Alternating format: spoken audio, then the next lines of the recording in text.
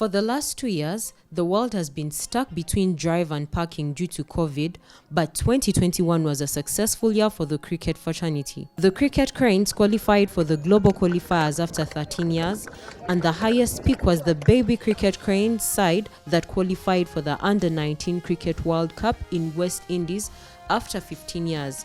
Cricket bringing the sexy back. The Baby Cricket Cranes went to Rwanda and conquered 4 other teams to earn the only African qualification spot to the Global Junior Showpiece. However, they didn't have everything their way, as team head coach Ivan Thawithemira explains. Gathered about 50 people, mainly from the previous cricket weeks that we had played prior to the lockdown. That was the sample space we had. From the 50, we selected another, we had to reduce the number to 25, worked with 25. Then from the 25, we had to come down to the 14 that were required, that represented us at the World Cup qualifiers in Kigali. Ronald Lutaya, the opening batsman of the Baby Cricket Cranes, says cricket has been more than just a sport for him. Born and raised from Chambogo Cricket Oval by his late father, the groundsman of the ground, and his mother, a cleaner at the same ground, cricket chose him and he has paid his dues to the game. My dad being a groundsman and the mom being a cleaner at Chambogo Cricket Oval, and we staying at Chambogo Cricket Oval, got me to be in the game. As my dad used to work at the pitch, I used to love what he used to do. He used to mark the field, to clean the ground, and my mom used to clean the dressing rooms and all the stuff near.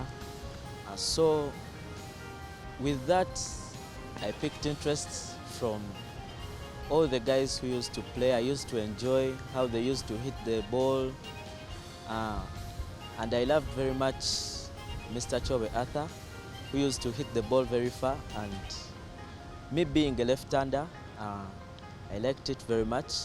His mother is forever indebtful to the game for looking after her son when he lost his father at an early age. Kuzanya cricket kunyambye nnyo naye ne kumuyamba kubanga essomero lya Masaka libadde limusasulira school fees nga nange nsasula ebisigadde ebyempolampola ebitampa nnyo stress. Kale nemba nga ndi musanyufu nga asoma era naye nga musanyufu kubanga tuba tumanyi nti ekyamaanyi ennyo okukugoba otuula waka kyo kiba tekiriiwo. Lutaya earned his stripes developing through the Uganda Cricket Junior structure to make it to the under-19 side. I got my first chance to play for Uganda in Senior 5 when I was called for the Starfield in Kenya. We went and represented the country. I represented for the first time. That's when I made my first debut for Uganda.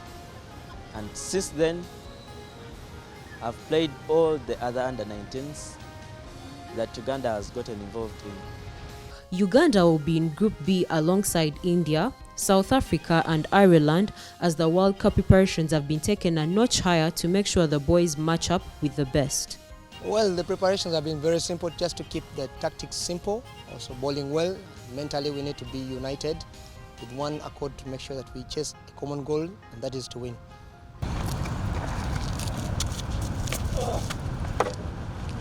A lot of motivation speaking had to take place for sure, because that it transcends the tactics and game plans, because then you're confined in an environment. You just have yourselves, to support each other. So there has to be an aspect of motivational speech, but also there has to be that aspect of addressing people individually, meeting people, getting to know them at an even more intimate level than before, get to know what things are ailing them or what things make them feel good about themselves. So I think it was a very interesting kind of scenario for the coaching staff, because we had to transcend just tactics and game plans. There is no place on earth with vibe like the West Indies, famous for being the land of Bob Marley and reggae music. The baby cricket cranes will be taking their own style to the West Indies. I don't know how to define our style. I don't have the right words. You'll find the Caribbean teams are called Calypso. They have that Calypso kind of flair going around, but I am yet to find the name for ours. However, what I can guarantee is that they will see fights. They will see a fight in the boys.